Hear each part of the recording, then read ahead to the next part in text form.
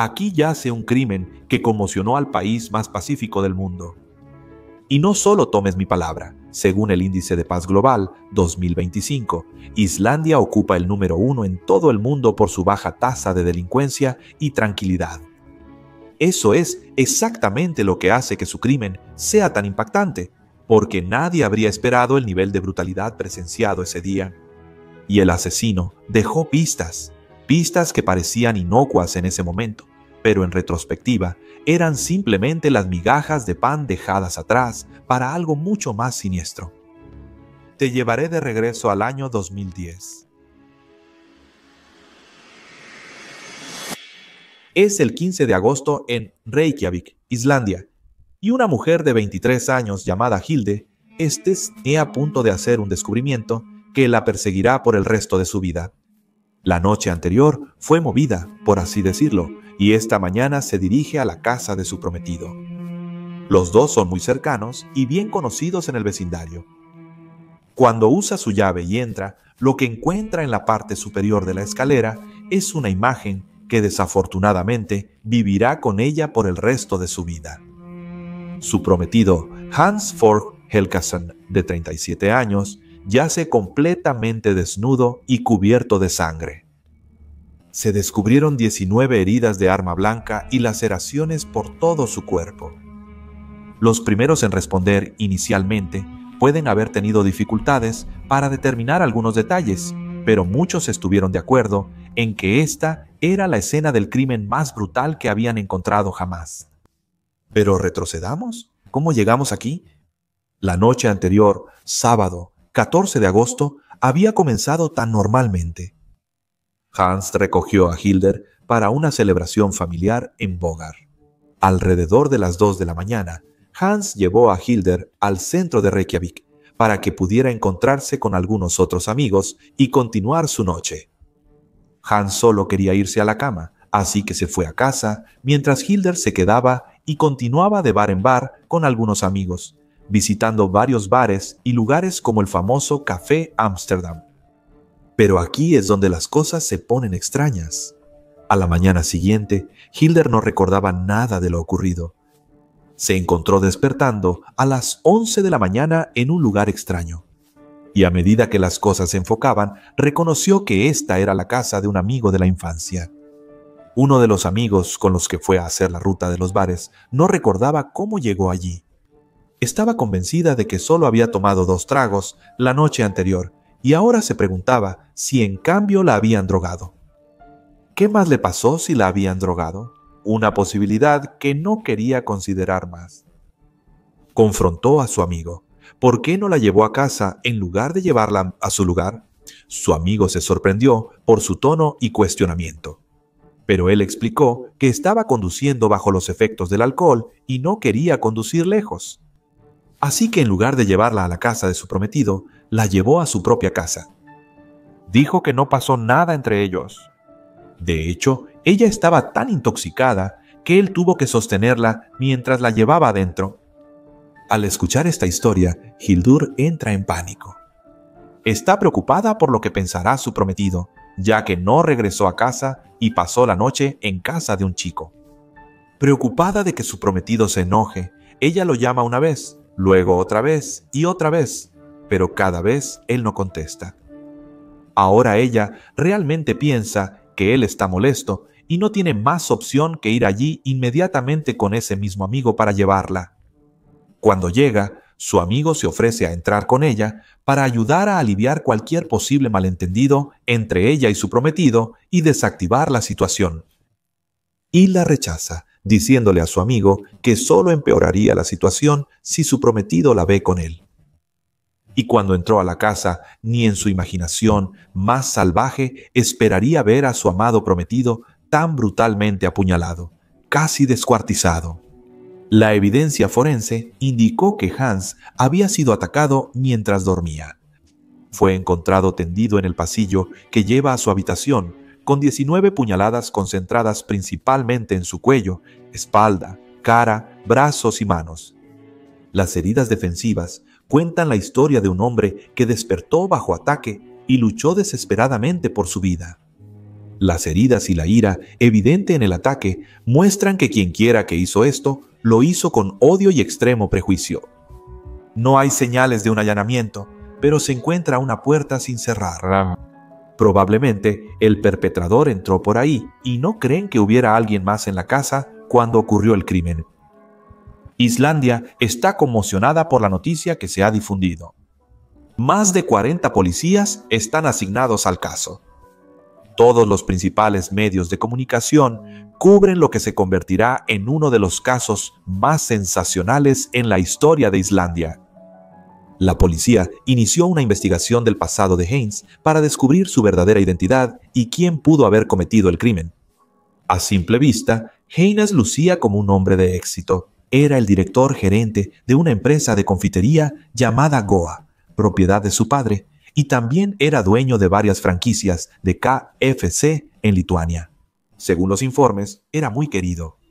Nadie tenía una mala palabra para decir sobre él, y la mayoría lo describía como un tipo realmente agradable, siempre dispuesto a ayudar, con amigos de todos los ámbitos de la vida. Pero conforme los investigadores ahondaban más, descubrieron que no todos alrededor de Haynes eran tan limpios como él parecía. El primer sospechoso apareció pronto, un cobrador de deudas del que se rumoreaba que Haynes temía. En Islandia, un país pequeño, la cobranza de deudas no es solo un negocio, sino que se vuelve personal. Y este hombre tenía fama de ser muy agresivo. Luego estaba el otro nombre, un hombre con el que Haynes tuvo un serio enfrentamiento por un trato de negocios internacional, una gran disputa de dinero. Además, Haynes tenía conexiones con Lituania, de donde recién había regresado. También era padre de un hijo de una relación previa. Debido a que vivía en Islandia, apenas tuvo tiempo para ver a su hijo. Las recientes noticias de que uno de sus socios comerciales en Lituania fue arrestado por posesión de drogas también despertaron interés. De pronto, el caso se sintió mucho más importante. Esto no fue un apuñalamiento aleatorio. ¿Podría Haynes haberse enredado en algo mucho más peligroso, como los cárteles de drogas? La falta de detalles por parte de los medios islandeses provocó especulaciones desenfrenadas. Los reporteros y medios publicaban todo tipo de contenido, y la especulación se desbordó.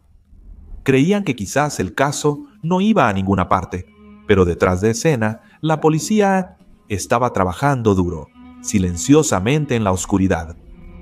Trabajaban sin descanso, analizando minuciosamente los datos del ordenador y teléfono de Haynes para armar el rompecabezas. En la escena del crimen se halló una pista, una huella de zapato ensangrentada junto a la cama de Haynes, según la evidencia forense. Lo fotografían y envían al extranjero para analizarlo. El 25 de agosto entra una llamada de la policía alemana. Se ha identificado la huella del zapato.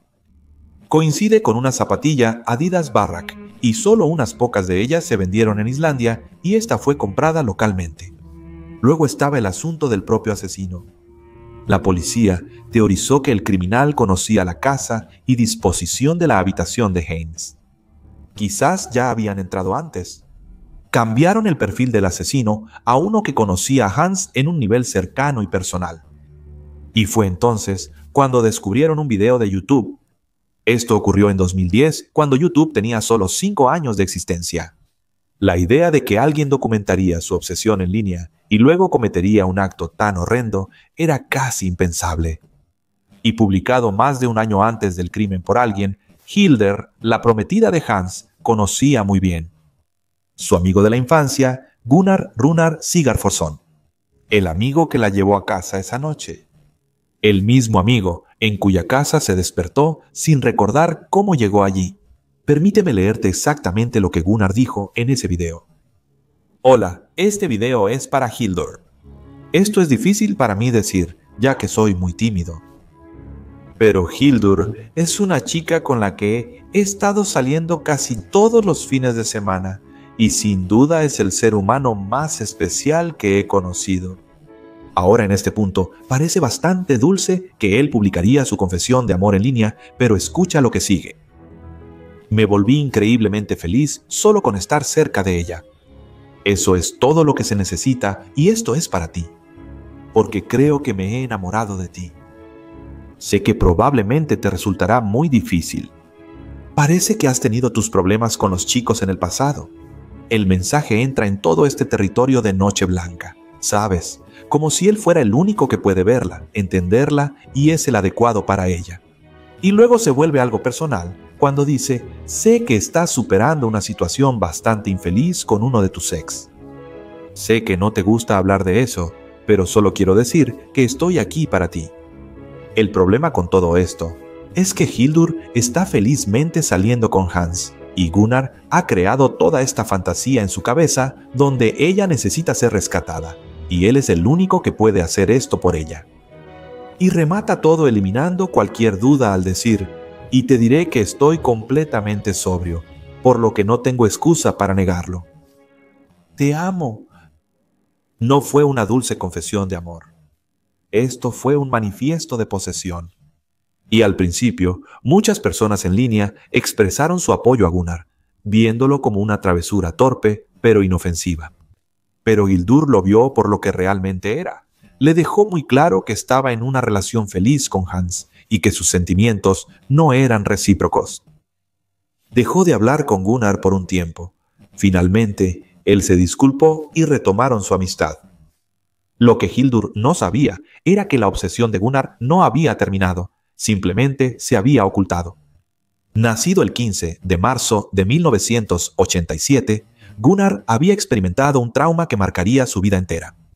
Cuando tenía solo 9 años, su padre se quitó la vida con un disparo y lo hizo frente a Gunnar y otros familiares.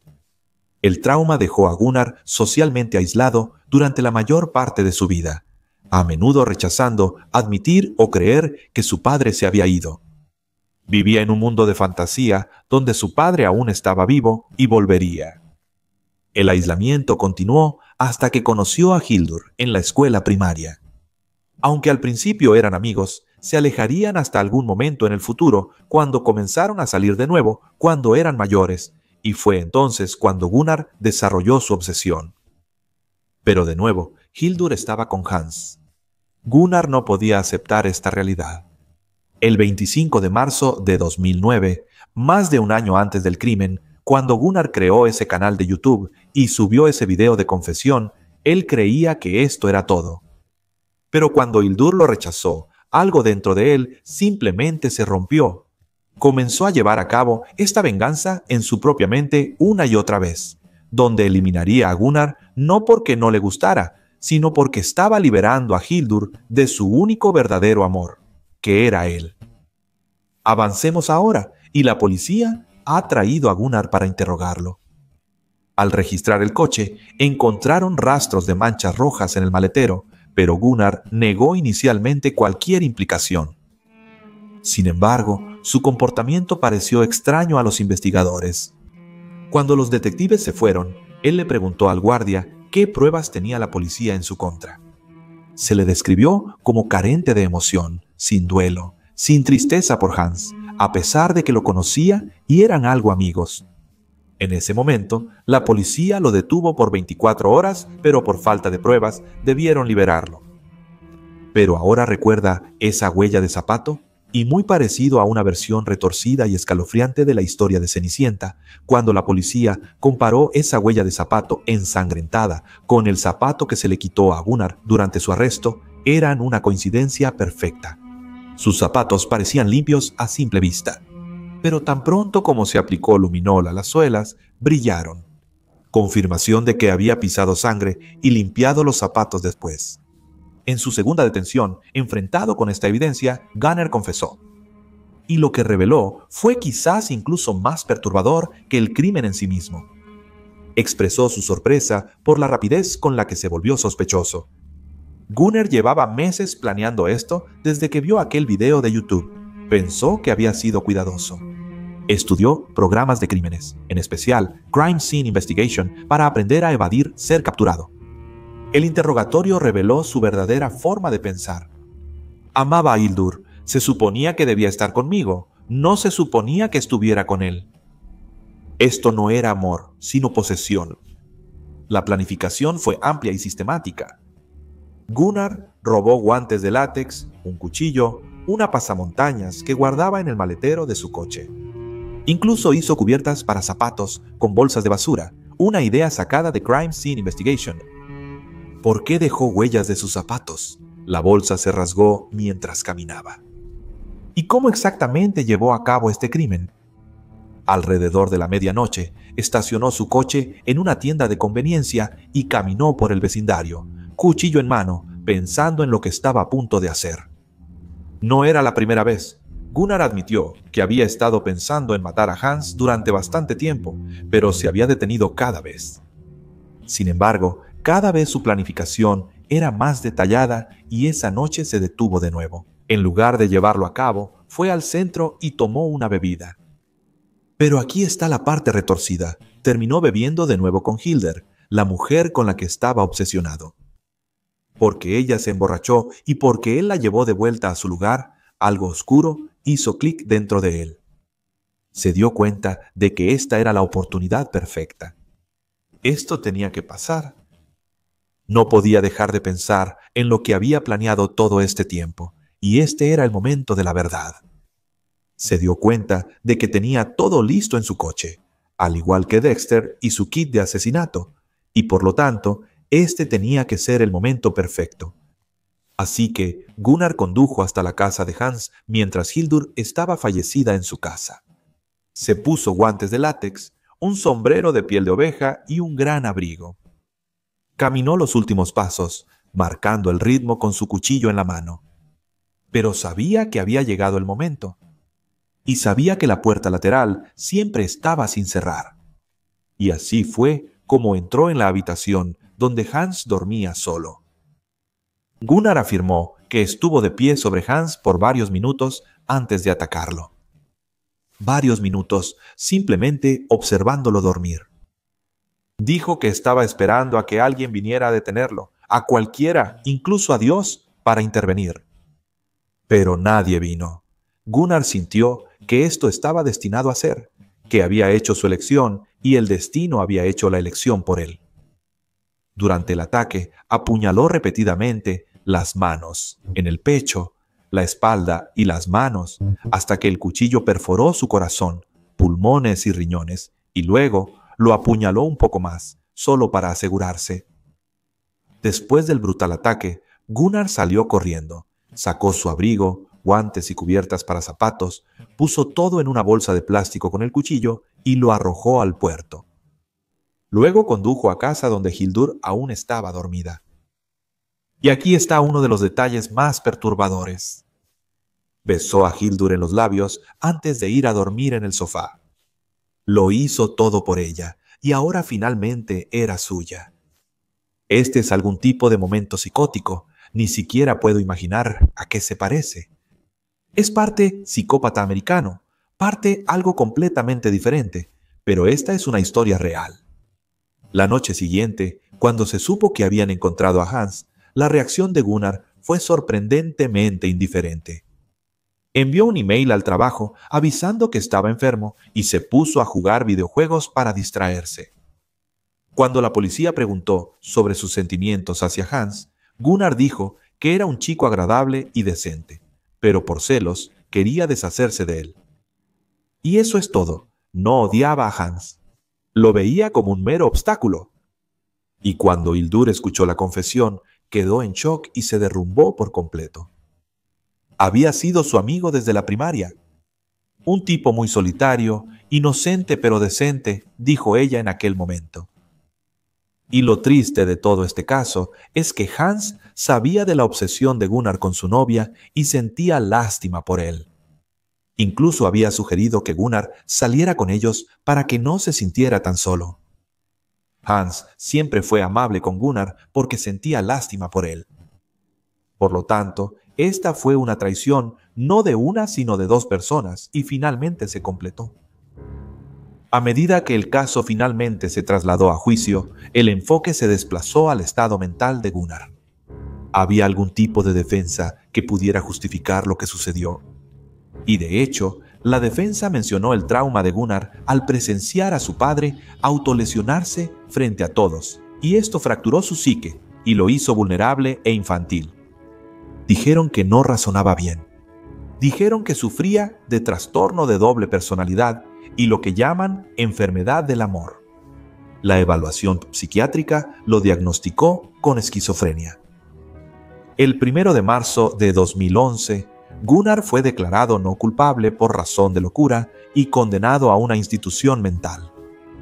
Pero la familia de Hans estaba indignada. Calificaron como absolutamente inaceptable que la vida de Hans se estimara como sin valor mientras un asesino a sangre fría se salía con la suya planeando el asesinato durante casi un año y la fiscalía no lo dejaba pasar. Apelaron a la Corte Suprema de Islandia el 13 de octubre de 2011. La decisión fue revocada. Gunnar fue declarado culpable y condenado a 16 años de prisión. El razonamiento de la Corte Suprema fue clave. Mientras Gunnar tenía una enfermedad mental, aún tenía control de sus acciones. Meses de cuidadosa planificación demostraron que entendía las consecuencias. Asimismo, durante el primer juicio, sus obsesiones por Hildur ya no existían. Si de verdad sufría mal de amores, como se argumentó, esos sentimientos debieron haber perdurado. La extensa preparación de Gunnar y cuánto tiempo planeó mostraron una intención decidida de eliminar a Hans. Y eso es también lo que cree la familia de Hans Helgason. Pero la historia no termina ahí. En julio de 2019, Gunnar volvió a hacer noticia en los medios islandeses. Aunque no había cumplido las 2/3 partes de su condena habitual, se le concedió la libertad supervisada. La gente se enteró porque había creado una cuenta en Tinder. Un asesino condenado regresó a las aplicaciones de citas. Hoy Gunnar vive en una casa de medio camino bajo supervisión y trabaja para la Cruz Roja Islandesa. Se niega a dar entrevistas y nunca ha vuelto a YouTube.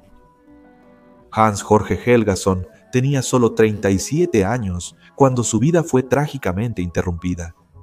Un empresario exitoso, un prometido amoroso y un hombre lo suficientemente amable, incluso con quien finalmente lo traicionaría. Oh, y no había evidencia que sugiriera que Hildur estaba bajo la influencia más allá de las 2 bebidas que supuestamente había tomado, pero lo dudo mucho.